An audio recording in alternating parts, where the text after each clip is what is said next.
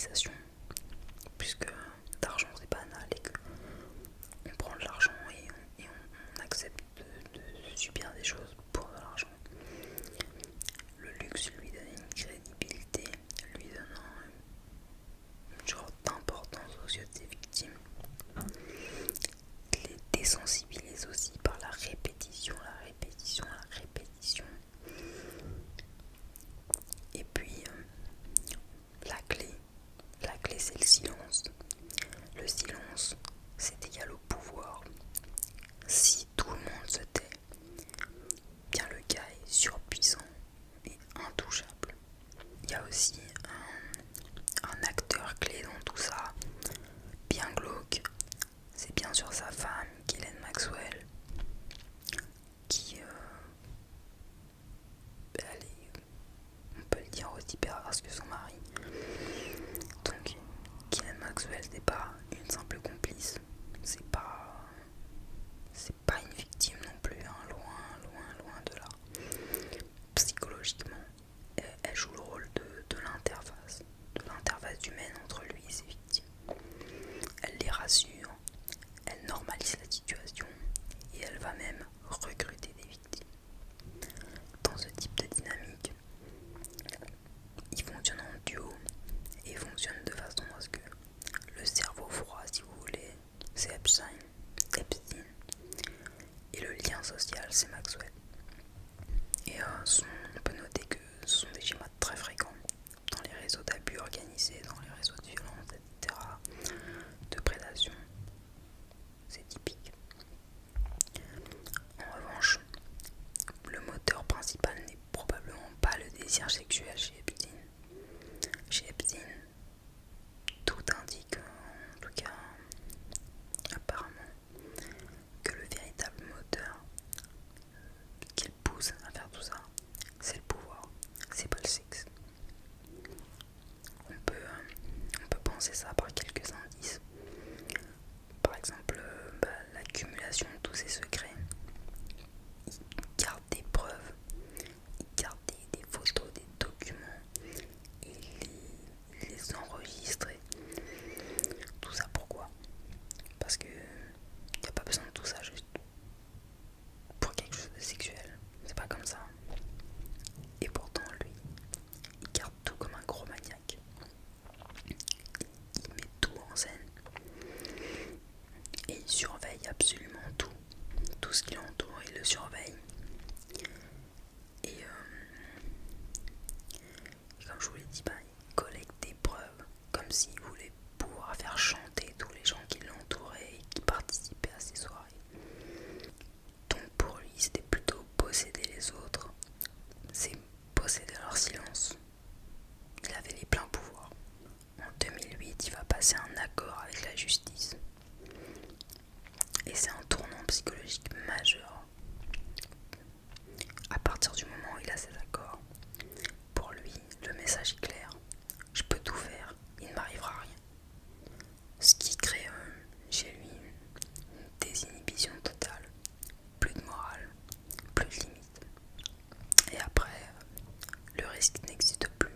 La culpabilité disparaît et le comportement s'intensifie. Et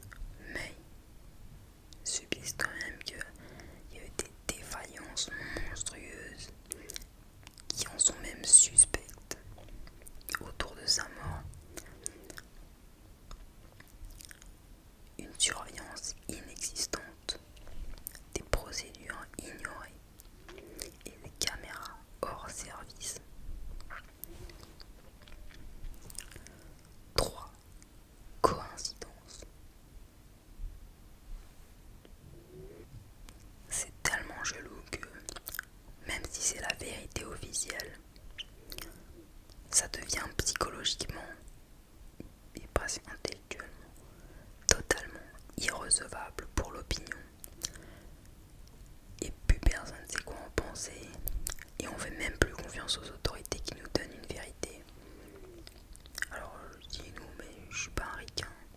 Globalement je m'en bats un peu la race. Mais bref, on continue. Je me suis perdu. Mais pourquoi cette affaire nous hante tous, plus ou moins, et pourquoi elle nous attire autant? Je pense qu'elle nous obsède pour une raison assez simple.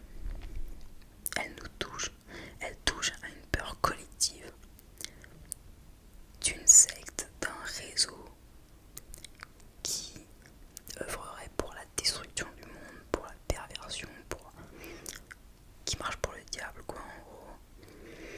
Et c'est ce qu'on entend, ce que j'ai vu dans des vidéos, quoi, que Epstein sera genre un émissaire du diable et que il sera dans une secte où il s'abuse, il viole, il torture, il mange des bébés. C'est pas enfin, j'ai pas d'opinion, moi. Mais vous voyez que ça va loin, même si c'est vieux cette histoire de secte pédocriminelle, mais ça arrive pas avec lui, hein. Mais voilà, ça revient et ça en vient même à nous faire douter personnellement sur l'opinion que j'avais des mangeurs de bébés, des sectes pédocriminels. Bah finalement je me dis oh putain ça existe. Qu'est-ce qu'on va entendre encore, qu'ils mangeaient des bébés pour de vrai? Honnêtement maintenant je suis plus sûr de rien et je me dis que si ça se trouve c'est possible en fait. Donc parmi nos peurs collectives évidemment, il y a que, comme je l'ai dit, les puissants vivent sans aucune règle ou selon d'autres règles qui peuvent faire ce qu'ils veulent, abuser de n'importe qui, être violent et que la vérité soit négociable, qu'on puisse payer, négocier avec la police, avec les autorités pour que tout le monde se taise et pouvoir continuer ses crimes comme ça, comme il l'a fait finalement. Donc, in fine, c'est pas seulement un scandale sexuel, c'est vraiment une crise de confiance dans les institutions. On croit plus les puissants, on leur fait pas confiance et on se dit qu'ils sont vraiment du côté du mal et qu'ils nous mentent pour pouvoir continuer leur délire et leur destruction. Donc maintenant, Epstein est mort, mais son affaire vient de naître finalement, quelque part. Parce que tant que toutes les zones d'ombre ne seront pas levées, ce dossier restera un miroir dérangeant de notre monde. On fait face aux réalités des perversions des uns et des autres, notamment des puissants malheureusement.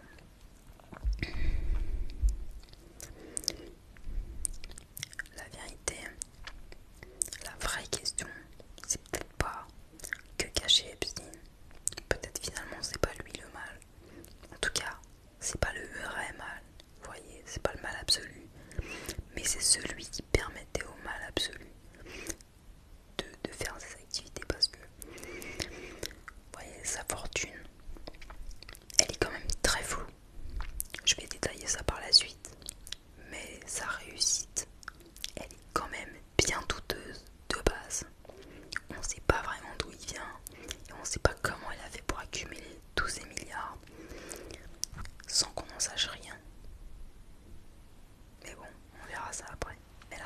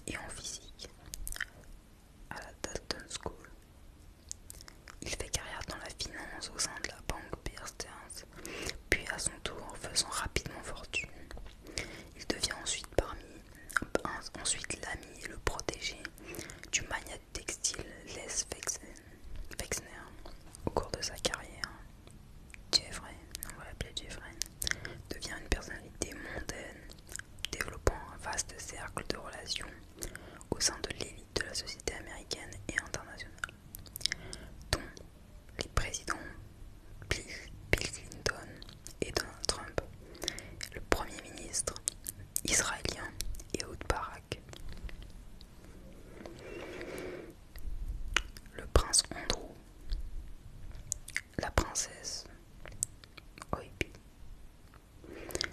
de la famille royale norvégienne, et de nombreuses personnes fortunées. 2008 et 2009, accusé d'avoir payé plusieurs jeunes filles mineures pour obtenir des rapports sexuels. Il plaide coupable et est condamné à une peine de 18 mois d'emprisonnement. Il n'en effectuera que 13.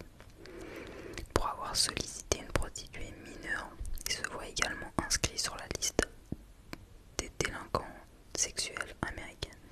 Mais à partir des années 2000, des dizaines de jeunes femmes témoignent devant la police du fait qu'elles auraient été abusées sexuellement, violées et prostituées, souvent alors qu'elles étaient mineures. Jeffrey et d'autres personnes de son entourage, dont Ghislaine Maxwell, sa femme. 2019, incarcéré dans l'attente d'un procès pour trafic de mineurs, et alors qu'il risque la perpétuité, Jeffrey Epstein est retrouvé pendu dans sa cellule à la suite de multiples dysfonctionnements dans l'organisation de sa détention. Au moment de sa mort, 2 enquêtes sont ouvertes dans le cadre de ce qui est décrit comme un suicide apparent. Mais comprenons d'où vient Jeffrey. Edward Epstein naît le 20 janvier 1953 dans une famille juive ashkénaze de classe moyenne inférieure à Brooklyn. Son père, Seymour George Epstein, travaille comme jardinier et préposé à l'entretien des terrains au New York City Department of Parks and Recreation, tandis que sa mère, Pauline, travaille comme aide scolaire et femme de ménage. Ils se sont mariés en 1952, un an avant la naissance de leur fils aîné. La majorité des membres de la famille de Seymour Epstein et celle de Paula Smith, qui restaient en Europe, sont tués durant la Shoah. D'après un ami d'enfant d'Epstein, Paula était une mère et une femme au foyer merveilleuse, malgré le fait qu'elle avait un emploi à temps plein. Il a un frère cadet, Mark Epstein. Durant son enfance, il est affectueusement surnommé par ses parents Pierre, tandis que son frère Peggy. Jeffrey apprend à jouer du piano à l'âge de 5 ans et est considéré comme un musicien talentueux. La famille Epstein est décrite par ses voisins comme étant extrêmement gentille, les personnes les plus douces qu'il y a. De son origine sociale modeste, Jeffrey conservera tout au long de sa vie un accent issu des classes ouvrières de Brooklyn, des manières rustiques et un habillement généralement peu sophistiqué, même durant les soirées mondaines où il est invité. Durant son adolescence, il étudie au Lafayette High School de New York. Surnommé Epi, il est décrit par ses camarades comme étant un nerd tranquille. Une amie d'école dira plus tard de lui: c'était juste un gars moyen, très intelligent en mathématiques, légèrement en surpoids avec des taches de rousseur, toujours souriant. Il étudie ensuite à la Cooper Union, puis au Courant Institute of Mathematical Science à l'université de New York. Il en sort sans aucun diplôme de septembre 1974 à juin 1976. Malgré son absence de formation et de qualification en pédagogie et en didactique, Jeffrey Epstein enseigne les mathématiques et la physique dans une école privée d'enseignement secondaire et préparatoire aux études universitaires de Manhattan. Parmi ses élèves, le fils et la fille d'Alan Greenberg, président de la banque d'investissement Bear Stearns. Ses anciens élèves se souviennent qu'Epstein avait une personnalité haute en couleurs avec beaucoup d'énergie et de dynamisme et qu'il s'habillait de manière flamboyante. Il était très, très populaire auprès de ses élèves. Durant sa carrière d'enseignant, Epstein aurait eu un comportement inapproprié envers des jeunes filles de la classe dont il avait la tutelle, leur accordant une attention constante. D'autres disent qu'il flirtait ouvertement avec les étudiantes. En juin 1976, Epstein est congédié pour mauvais comportement. Après cette vie virée, Epstein est engagé par Greenberg et entame ainsi une carrière de trader au sein de la division consacrée aux produits spéciaux et au conseil de stratégie fiscale pour les clients les plus riches de la compagnie. C'est comme ça qu'en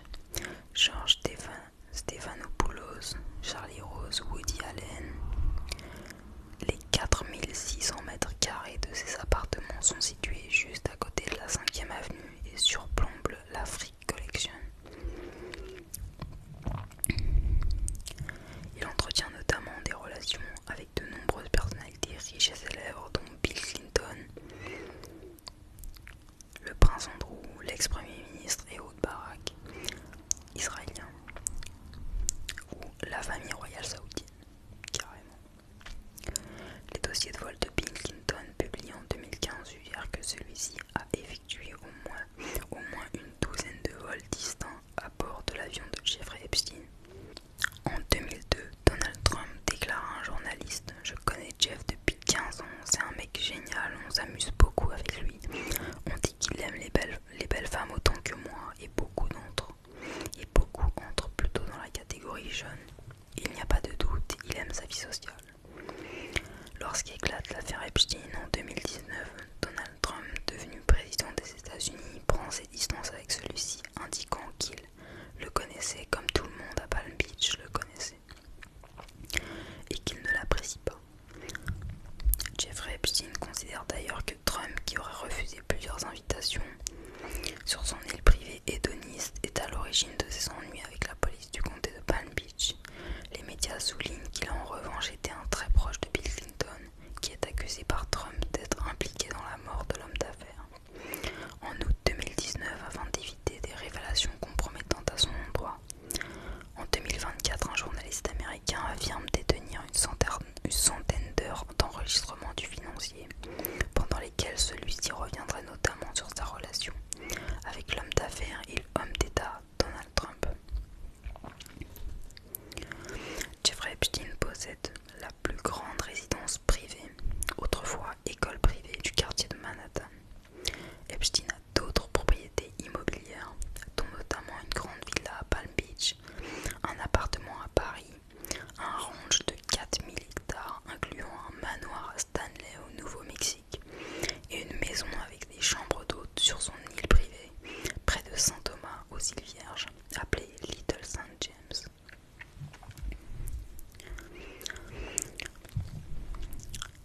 Maintenant, pour les controverses, le penchant d'Epstein pour les jeunes filles est connu dès le début des années 2000. La presse à sensation surnomme alors son jet privé le Lolita Express. En 2017 notamment, son nom apparaît dans les révélations des Paradise Papers, comme Elisabeth II.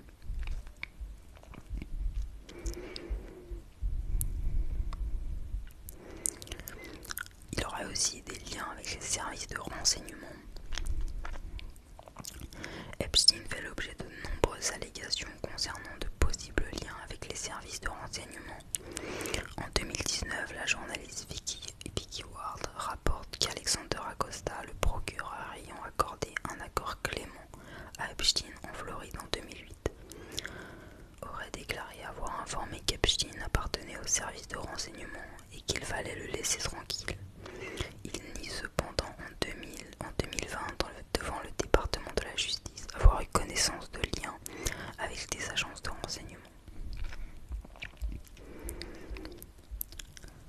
Steven Hoffenberg, ancien associé d'Epstein, affirme que ce dernier lui a confié être impliqué dans des activités de sécurité nationale et avoir été formé par Douglas Leeds, homme d'affaires britannique qui l'aurait introduit auprès de personnalités comme le marchand d'armes saoudien Adnan Rajoki et Robert Maxwell, magnat de presse britannique aux connexions avérées avec le Mossad.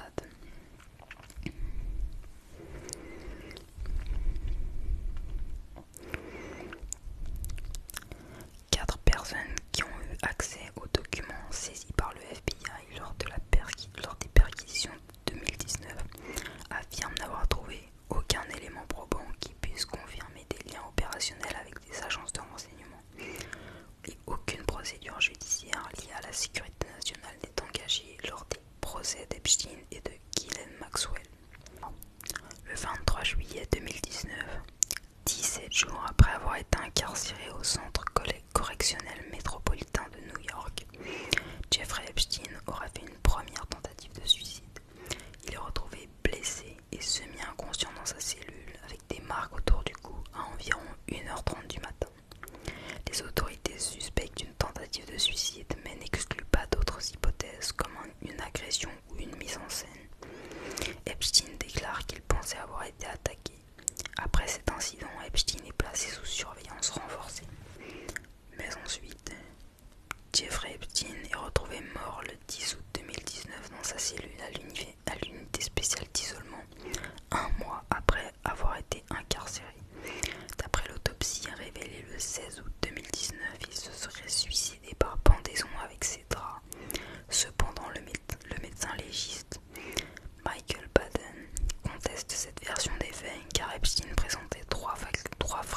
sur les os du milieu du cou, qui ne surviennent pas quand on se pend, selon lui, mais plutôt sur un homicide.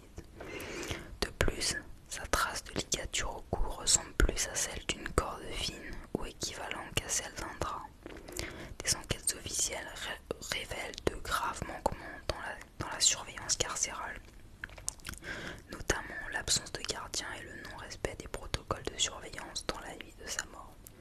En 2021, le centre correctionnel métropolitain de New York est temporairement fermé, carrément. De nouveaux éléments apparaissent en 2026. Les caméras de surveillance n'enregistraient pas et les surveillants ne sont jamais allés vérifier la cellule comme ils auraient dû le faire toutes les demi-heures. Une autre pièce du rapport d'enquête laisse apparaître dans le décompte des gardiens détenus supplémentaires dans l'aile où était détenu Jeffrey Epstein à partir de 22h, puis un nouveau décompte à 3h du matin avec un décompte en moins. C'est très chelou.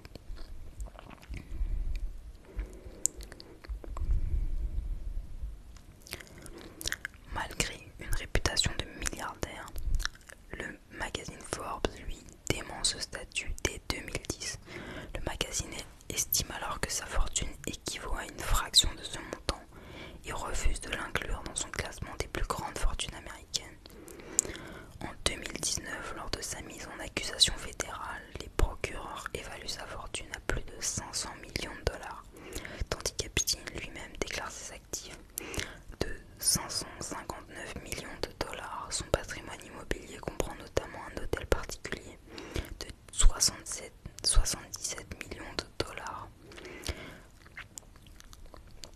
dans le Upper East Side de Manhattan, acquis pour 10 dollars symboliques auprès d'une société liée à Les Wexner, une propriété de 12,5 millions de dollars à Palm Beach, un ranch de 18 millions de dollars au Nouveau-Mexique et une île privée de 29 hectares dans les îles Vierges américaines évaluée à environ 20 millions. Dans les années 1980, Jeffrey Epstein est en couple avec la mannequin suédoise Eva Anderson Dubin. Après leur séparation, celle-ci épouse le financier Glenn Dubin, inculpé par la justice américaine après la mort de Jeffrey Epstein. Manifestement, elle savait bien choisir ses maris. Ghislaine Maxwell a une relation amoureuse de plusieurs années avec Jeffrey Epstein au début des années 1990 et reste très proche de lui au cours des décennies suivantes. Dans une déposition de 2009, plusieurs employés de la maison d'Epstein rapportent que Ghislaine Maxwell joue un rôle central dans sa vie publique et privée, la qualifiant de sa petite amie principale, aussi chargée d'engager, de surveiller et de licencier le personnel à partir d'environ 1992. La dernière compagne de Jeffrey Epstein est Karina Shuliak, une dentiste originaire de Biélorussie, entamée en 2010. Leur relation s'est poursuivie jusqu'à la mort d'Epstein en prison en 2019. Donc, c'était probablement assez long. J'ai besoin de respirer. Alors, on va s'arrêter là. J'avoue que c'était assez difficile de trouver des informations, de savoir quoi dire, quoi penser de cette affaire. Franchement, je sais plus et j'avoue que ça me fait peur. Donc voilà, dites-moi ce que vous en avez pensé, dites-moi ce que vous pensez de cette affaire, si vous avez des explications, des théories à me partager, des choses